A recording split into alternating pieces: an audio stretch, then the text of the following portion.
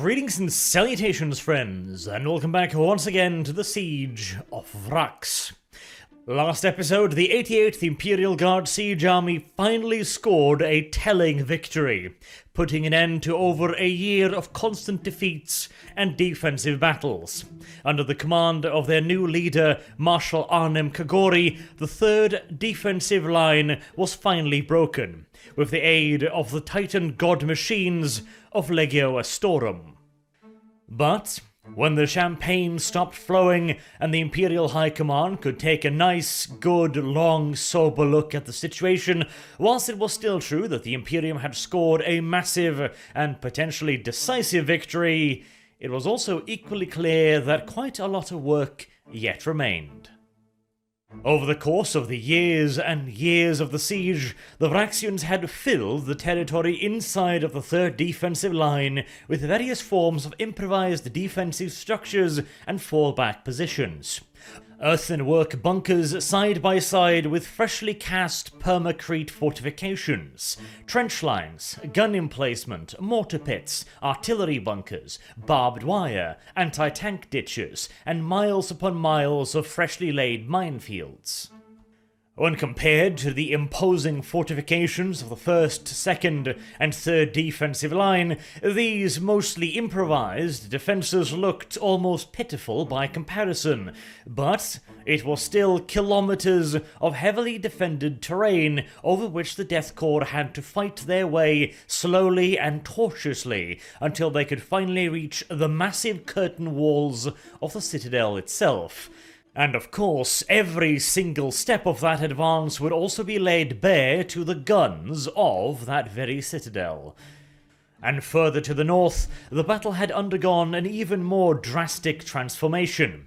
The northern defensive line had been almost entirely abandoned by Vraksian PDF and auxiliary forces, left instead to the gentle administrations of the worshippers of Nurgle, who had been poisoning the ground via repeated deployments of their biological and chemical weapons. And now that the Death Corps of Krieg had started to respond in kind, the poisoning of the poor Vraksian soil had considerably increased in rapidity, turning the northern front into little more than one vast poisonous bog, lethal to all but the most heavily protected of individuals. Even Death Corps of Krieg guardsmen could only be deployed in limited periods of time, and only with mechanized transport. Anyone caught on foot in the poisonous bogs would swiftly succumb to the vile vapours steaming constantly from the brutalized soil, or maybe he would feel a tug on his ankles and swiftly thereafter be dragged down into the stinking, fetid swamp. As the northern front was increasingly becoming a haunt, not merely for the mortal worshippers of Nurgle and the Death Corps of Krieg, but also far darker powers. And so, after some admittedly deserved backclapping, it was back to work for Imperial High Command, with Marshal Arnim Kagori and his staff beginning to work out the details of his next plan. But before we have a look at that, let's take a closer look at another, oft overlooked and yet still vital and in some cases perhaps even pivotal part of the conflict: the war in the air. This part of the conflict had, as we all know by now, been opened by the opposition, as the Chaos reinforcements who arrived in orbit brought with them not only Chaos Space Marine and yet further traitors for the battlefield, but also several wings of Hell Talons and Hellblades. The arrival of these crafts had an immediate and unmistakable effect upon the battlefield. Suddenly, the Death Corps' positions could be attacked at any time and any place, and with frightening precision. Rearward supply lines that had previously been safe were now at constant risk from air attacks, with Hellblades and Hell Talons swooping down from a clear sky to strafe out convoys of trucks or deliver precision ordnance on top of supply depots. It also crippled the Death Corps' ability to maneuver, as now, suddenly, any and all movement had to be undertaken under the constant cover of several batteries of Hydra AAA flak, Otherwise, the formations risked being pounced upon from the sky and annihilated in an extraordinarily one-sided engagement. And the Death Corps had to suffer under the complete air superiority of the Vraksians for a full year, until finally Marshal Kagori arrived in orbit along with the 717th Fighter Wing and the 1099th Bomber Wing. These forces were immediately sent into the battle to contest the enemy's air superiority, with the 717th Fighter Wing being placed on continuous combat air patrol over the 88th Imperial Guard Siege Army's positions. Meanwhile, the bomber wings would begin launching high-altitude strikes against Vraksian defences and the suspected location of enemy airfields. The bombing campaign, however, would start out very cautiously and conservatively, simply because the logistical framework to support a major strategic bombing campaign was not yet in place. Marauder bombers can unload a truly tremendous quantity of explosives onto the foe, but that, of course, necessitates the actual existence of a truly tremendous quantity of ammunition in the first place. And whilst, of course, with the arrival of the Marshal's reinforcements, the logistical routes had once again been reopened, they were currently stretched to the limits, resupplying men and material to the 88th. The Imperial Air Force's bomber and fighter wings would have to take second priority, at least for now. But slowly but surely, as the logistical situation eased and airfields were constructed upon the planet itself, relieving the aircraft from the necessity of carrying extra fuel to ensure they could reach orbit once again once their patrols were over, the operation of the Imperial Navy's Aeronautica formations could become far more active. And with bases on the surface, the 717th could now run combat air patrols with a smaller quantity of their overall numbers, as they no longer required quite as many aircraft to go down to the surface, then operate for a very limited amount of time before having to return to orbit again, lest they run out of fuel and be forced to ditch.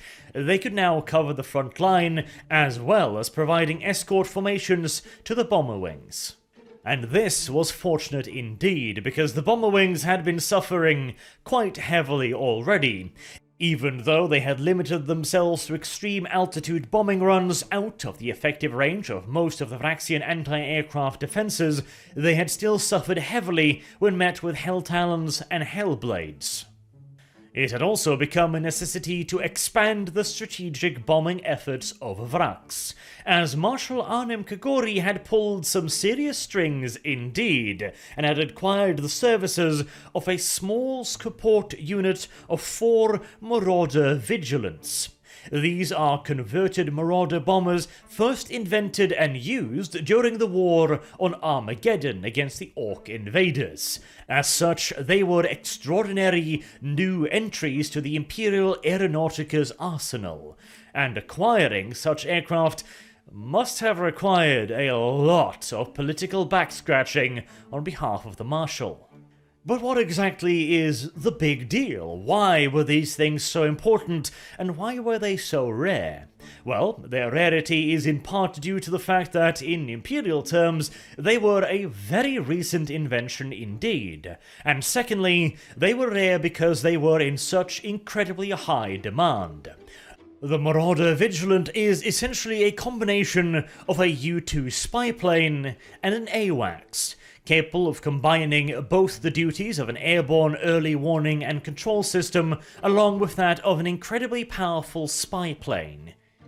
It is equipped with a wide array of incredibly powerful augers, both allowing it to observe the enemy's position and movements in great detail, and also a series of powerful Vox apparatus, allowing it to communicate with friendly aircraft in the vicinity. Its ability to fly at extreme altitudes while still maintaining its ability to observe accurately also allows it to cover a truly astounding amount of ground. A single one of these vehicles would be able to observe virtually the entirety of the Vraksian battlefront, and having access to 4 of them meant that Marshal Kagori could quite literally cover the entirety of the battlefront with 1 Vigilant to the north, 1 to the south, and 1 to the west and east. giving him a continuous, clear view of the entirety of the enemy's positions and maneuvers. It was via the deployment of these extraordinarily powerful command, control, and spycraft that the Marshal noticed something rather disconcerting. The enemy had apparently not simply relied upon fetching up replacement material from the huge underground bunkers beneath the citadel. Instead, they had set up a considerably sized industry around the citadel. This industry was both engaged in creating ammunition and weapons for the defenders, and also in converting various pieces of Imperial equipment brought down from below in the deep storage vaults. For example, they might take chimeras and place Hydra flak batteries on top of them to increase their numbers of mobile AAA guns. Or they might take another chassis and put an Earthshaker artillery on top of it. Or converting various types of Lehman Russ main battle tanks to fulfill other necessary battlefield roles, like the installation of a longer barrel for better anti-tank service, or the installation of the exact opposite, a shorter one for better effect against enemy infantry, and so on and so on. After receiving these reports, the Marshal decided that it would be a priority to at least interfere and possibly even destroy these industrial workings. And so the bomber wings began a high-altitude strategic bombing campaign. They were trying to fly as high as they could to avoid the worst of the Vraksian defenses, while still maintaining a certain degree of accuracy as to when and where they dropped their ordnance, but that meant that they would have to get considerably closer than they wanted to. So far, the Marauders had been skirting the very edges of the Vraksian AAA bubble, and they had already taken a bit of a mauling. Now, however, they would have to fly right across it, whilst they would still be able to maintain enough altitude to avoid the worst of the flak. The Manticore missile batteries were an entirely different proposition, and of course they would now also be flying directly on top of the bases of the Hell Talons and Hellblades that they had been fighting so far. And thusly, despite continuous fighter escorts, the casualties both amongst the bombers and the fighters escorting them after a week of operations were disturbing, to put it mildly. And it was swiftly made clear that a sustained strategic campaign was simply not possible. Instead, there would be individual and well-planned-out raids, during certain periods at which they figured the enemy would have other things to think about, where Marauders would then execute an extended period of operations against targets of interest while being escorted by practically the full force of their fighter wings. Whilst doing this, they hoped to limit their casualties at least to some extent, at the very least to the extent where they could actually replace them, while still hopefully inflicting notable casualties and damage upon the industrial workers and the industrial buildings themselves. Whether or not this was necessarily a success is open to interpretation. They were slowly but surely wearing away at the enemy's numbers in the air, as to begin with, the enemy was expected to have a small superiority in aircraft, but after the campaign had been rolling on for a while and the Imperial forces had been receiving continuous reinforcements and replacement craft, the enemy, of course, had not. And so, slowly but surely, the Aeronautica forces first reached parity with the enemy, and then slowly but surely started to outnumber them more and more and more. And yet, despite that fact, the rate of casualties amongst bomber crews and fighter pilots was actually higher than those of frontline infantry regiments. The rate of losses were prohibitive, and the effects were limited. But the Imperial Aeronautica officers assured Marshal Arnim Kagori that they were in it for the long haul, and that the Imperial Navy stood ready to replenish any and all losses suffered throughout the duration of the campaign. Unfortunately, the continued campaign against what had been known amongst the pilots as the Hornet Nest, referring to the citadel itself, proved fairly inconclusive. Damage was most certainly done, but whether or not that damage stood in any proportion to the rate at which the Imperial Aeronautica was losing fighters and bombers is very unclear and remains a hotly debated topic amongst Imperial historians even to this day.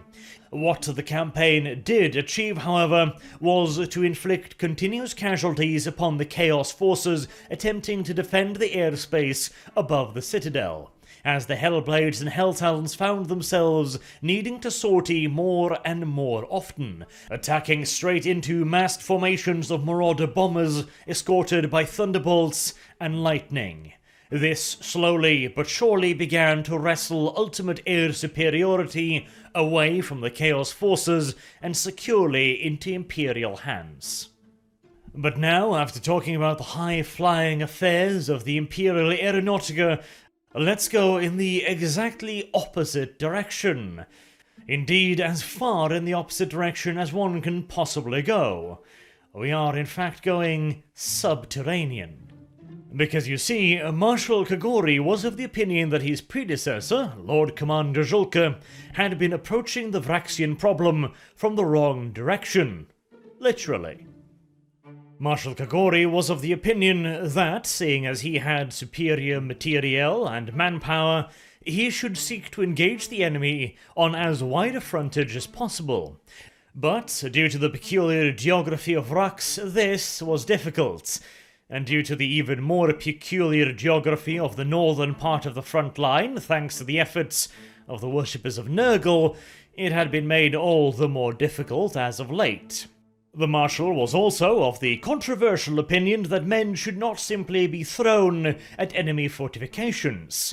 This quaint idea of his had garnered him no small amount of derision and, in some extreme cases, discontent from the Death Corps' officer corps. But they could hardly question results, and so far Kagori, although being a bit on the cautious side for their own personal tastes, had certainly delivered, so they would probably go along with his new fanciful suggestions. Marshal Kagori was, as you can now see, of the opinion that there was a way to achieve both of his objectives, broadening the front and engaging the enemy's weakest points rather than the strongest. And as a cherry on top and a placating gesture towards the Death Corps officers, it also meant opening up a brand new area of operations, one that was extraordinarily hostile, uncomfortable, and lethal, where death waited around every corner, ready to spring forth with barely any warning whatsoever. Precisely the kind of place that the men of Krieg are so very, very fond of. And this new field of battle, of course, would be underground. The Marshal had envisioned a grand campaign of subterranean warfare, where the enemy's strongest points would be undermined and assaulted from below or simply just destroyed by the placing of large underground mines, pockets of vast quantities of high explosives to be detonated at a preordained time, taking with it both the tunnel and everything above it in an apocalyptic explosion. And additionally, as the Death Corps officers undoubtedly would be pleased to learn, this did not mean that the focus of the campaign would be shifted, or that above-ground operations would be scaled down. It meant in fact the exact opposite. Above-ground offensive operations would continue just the same, and may in fact increase in intensity, so as to ensure that the enemy would be kept in the dark for as long as possible as to the true intentions of the Marshal's new plan.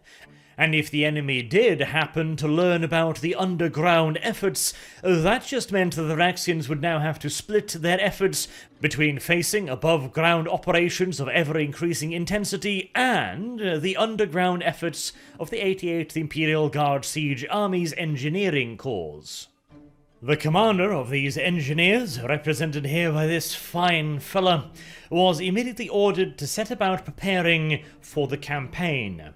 Unfortunately, it is not something quite so simple as just to start digging a hole.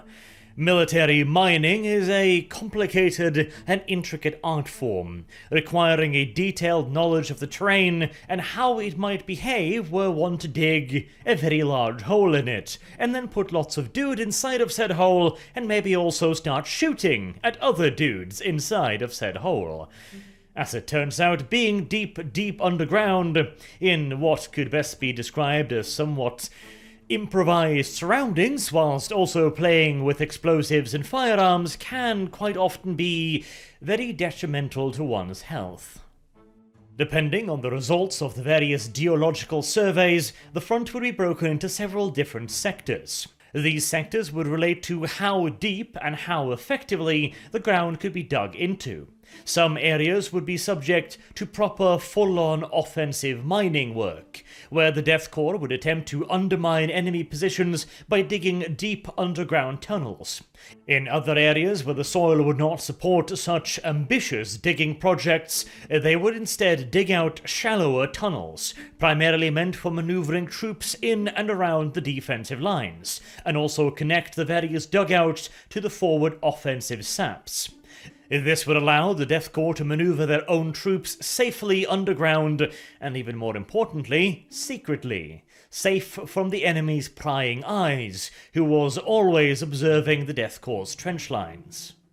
And as an additional unexpected bonus, it also turned out that Vraks was actually relatively rich on subterranean sources of water. Whilst previously the entire army had to be supplied either from orbit or via the long overland road to the oceans of Vraks, where they also collected a fair bit of their food, mind you, in the form of algae production, they could now actually draw considerable quantities of necessary drinking water directly from the ground. Indeed, it was not only a bonus, it was in many cases a strict necessity, since soggy and wet mines tend to not be particularly sturdy mines.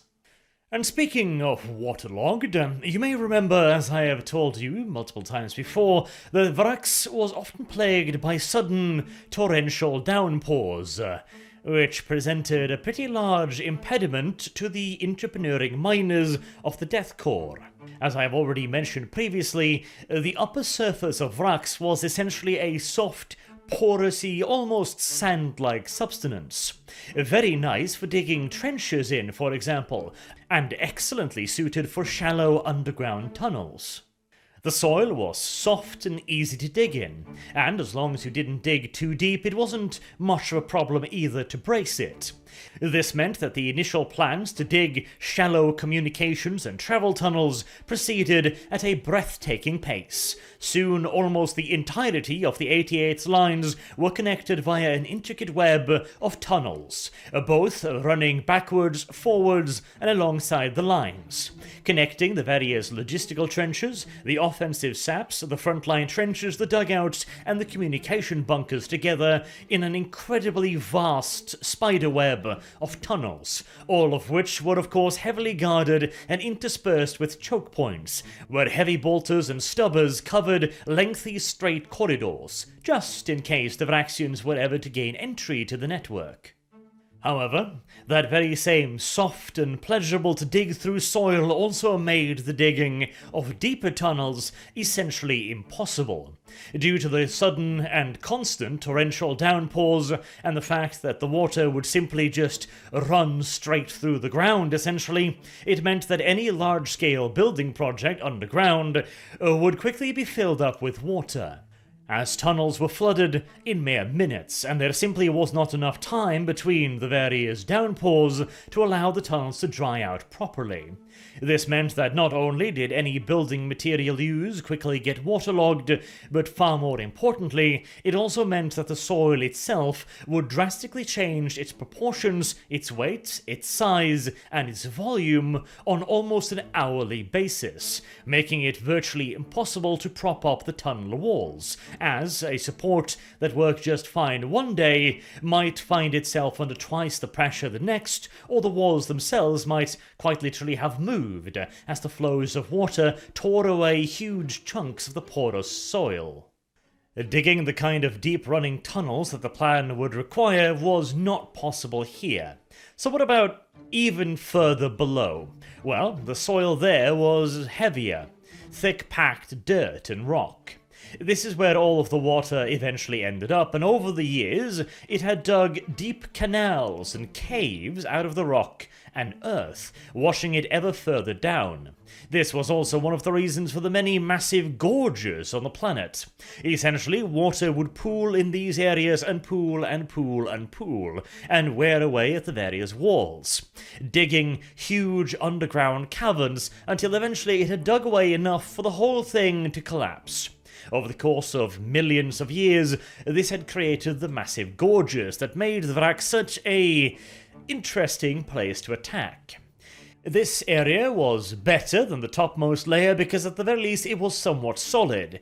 The problem was it was also partially flooded, which meant that any attempts at mining in this area would be under constant risk of breaking through into an underwater reservoir, which would instantaneously flood the tunnel in question. There was also the constant danger of collapse. No matter how well braced the tunnel would be, there was never really any real way of knowing whether or not several hundred tons of water was directly on top of a particular tunnel, or when that water decided that it finally had enough of the small hollow space beneath it and simply collapsed down into it. And so, whilst it would be possible to dig here, it was still far, far, far from ideal, and any introduction of heavy machinery would be, well, it would speed things up, but it would also make the likelihood of collapse increase drastically, which, at the end of the day, would make the whole exercise somewhat pointless. Right, so the topmost layer is no good, and beneath that is no good either. What if we go properly deep, really, really deep, until we basically hit nothing but solid rock? Well, this is what they did, and eventually they hit a layer that was essentially just solid bedrock. Now, this, whilst it was going to be a bitch to dig through, was considerably better for many reasons. One, it was not flooded, which meant it was actually possible to keep it relatively dry. Two, it was unlikely to collapse in on itself if properly braced. And due to the solidity of the surrounding rocks, it meant that larger tunnels could be created, more equipment could be brought down, and more troops could be moved at once. It also simplified the deployment of large digging machinery, although the deployment of any such mechanisms would also almost certainly get rid of any element of surprise if the enemy was listening out at all, since they would be creating quite the ruckus. And they were not, strictly speaking, necessary. They would certainly speed things up, but the rock was still soft enough to be hewn with pickaxes. It would be slow, it would be dirty, and it would be exhausting, especially since at this point they would be so far down that a steady supply of oxygen would have to be pumped down from the surface, further complicating things and making an already extraordinarily uncomfortable place to work even worse. And allow me to assure you that working down in these mines would have been nothing short of hell. First and foremost, you are swinging essentially what is a primitive pickaxe, a form that has remained virtually unchanged for millions of years against a solid rock face for hours at a time. And all of the time you're doing this, you're constantly heaving for air, gasping for breath, as the machines can never seem to pump quite enough oxygen down into the deep tunnels. It might even get so bad that the Deathcore engineers might start considering to remove their gas masks, an unthinkable act in any other circumstance.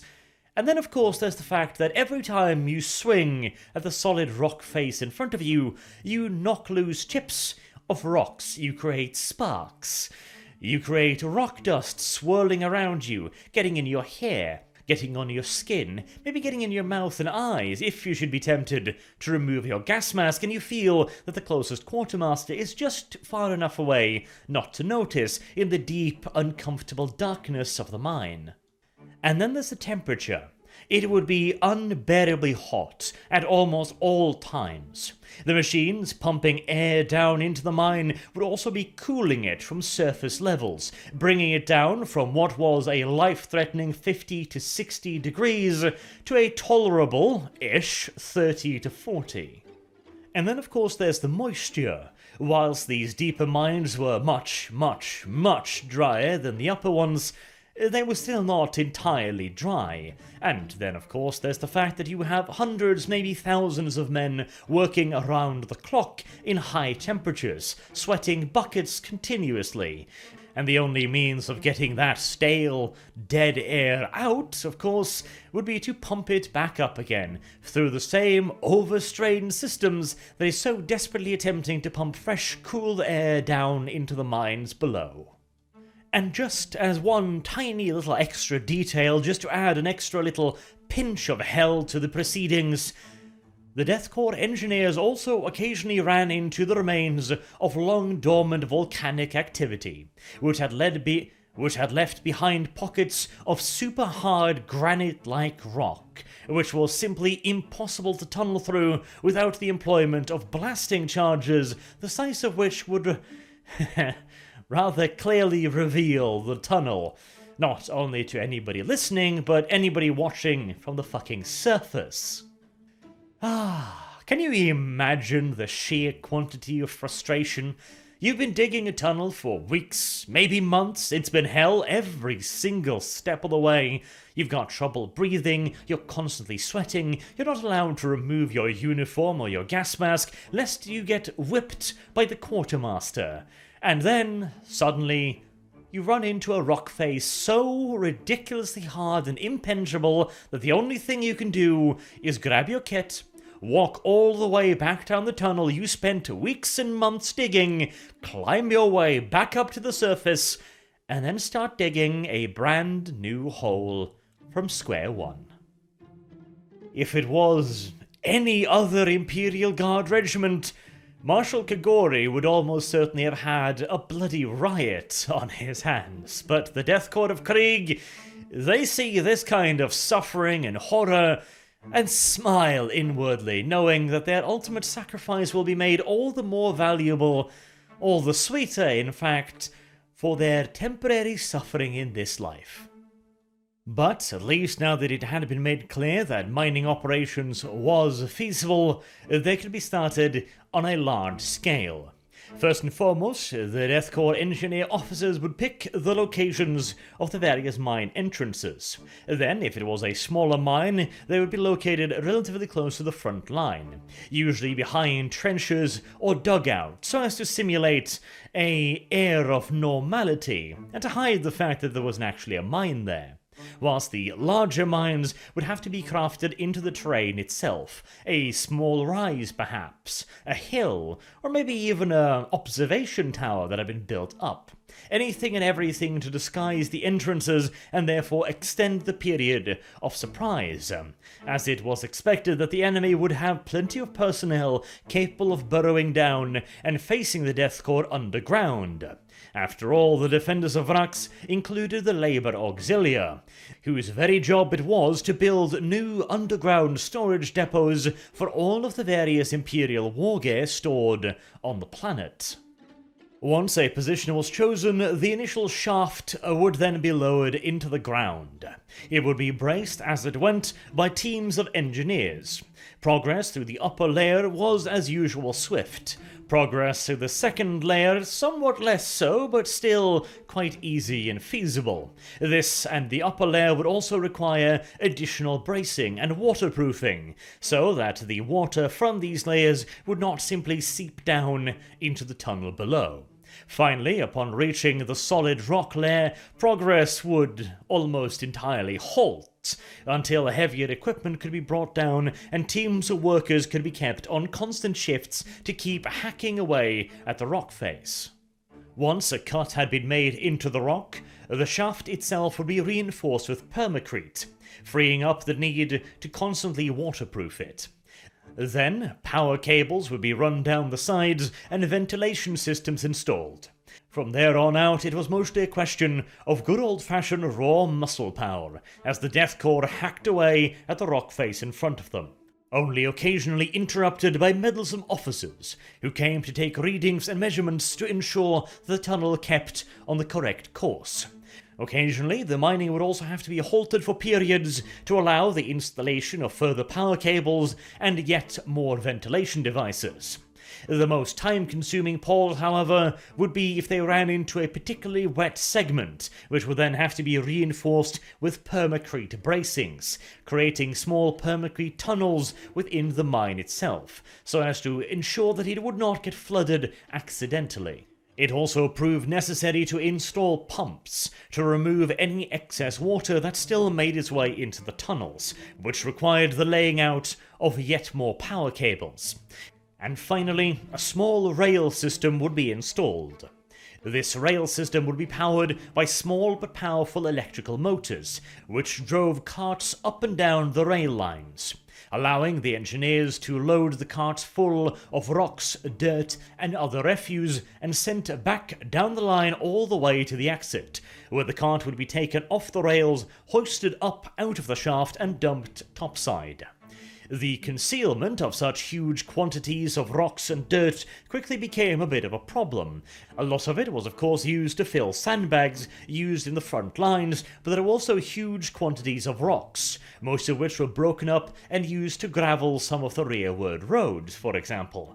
But the sheer quantity of soil produced by the various mines quickly became a bit of a problem, and High Command had to get rather innovative when it came to disposing of it. And of course, the digging of the tunnels themselves were no easy matter whatsoever. Underground, as you can probably imagine, you quickly lose any and all sense of direction, and as such, watchmasters and quartermasters had to constantly watch and judge the direction of the tunnels to ensure that it kept on a steady course. Additionally, they also had to continuously plan out the size, the scope, and the necessities of the tunnels, when they needed additional pumps, when they needed additional air pumped down from the surface, when they needed additional cooling, when they needed additional power lines, when the tunnels needed to be expanded upon, when they needed to make cutouts into the tunnels themselves to create little storage areas for spare parts, for example, or emergency medical centres, or storage areas, or marshalling yards, etc. Eventually, of course, the tunnels would start out nice and narrow, but as they progressed, they would be widened and expanded upon, until heavy equipment could eventually be brought down if necessary, and also, furthermore, to facilitate the movement of troops, if that too should become necessary. All in all, progress was slow, but steady. The Death Corps of Krieg was probably the finest troops in most of the galaxy, honestly, to carry out such a large-scale underground mining operation, and, as of yet, they were undisturbed by enemy action, because whilst water, because whilst heat, because whilst oxygen and all of these things can be annoyances, they are relatively easy to deal with. An enemy trying to countermine you, to place bombs in your path, to try and collapse your mines, to try and break into them with shotguns and las pistols and chainswords. That is the kind of stuff that is considerably more difficult to deal with. And I think we'll wrap this episode up right around here, because I feel like I've kind of gotten into the groove of a little bit of a building up administrative episode, and then a bit more of an actiony episode. And now that I've told you how the Death Corps were digging their mines and why, I think the next one will pertain to what happened when the Vraxians found out that the enemy was very industriously indeed digging happy little tunnels beneath their homeland. Until next time, I have been Arch. Thank you all very much for watching, and I hope to see you all again soon. Until then, have a good day.